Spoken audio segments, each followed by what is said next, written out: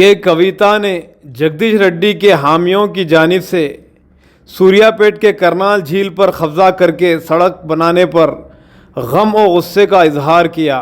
उन्होंने कहा है कि रियासती वजीर उत्तम कुमार रेड्डी भी इसमें शामिल है। आइए देखते हैं मजीद तफसीलात। ఇక జగదీష్ రెడ్డి గారి మనుషులకు దేవుడు లేడు, చెరువులు లేవు, ఏది లేదు, ఉన్నయన్నిటిని ఆగమాగం చేసిరు.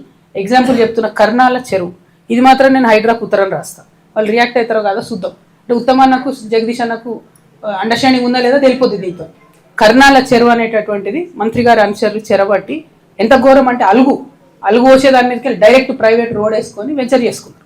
దానికి మరి నేను హైడ్రాకి అయితే కంప్లైంట్ చేస్తాను.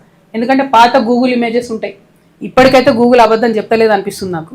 పాత ఇమేజెస్లో గూగుల్ యాజిటీస్గా మ్యాప్ చూపిస్తుంది, ఇప్పుడు కొత్త మ్యాప్లు రెండు కంపేర్ చేసి హైడ్రాకి పంపిస్తాను. నేను ఈ కర్నాల చెరువు మీద ఉన్న కబ్జా తీసేయాలని నేను కాంగ్రెస్ ప్రభుత్వాన్ని డిమాండ్ చేస్తా ఉన్నాను.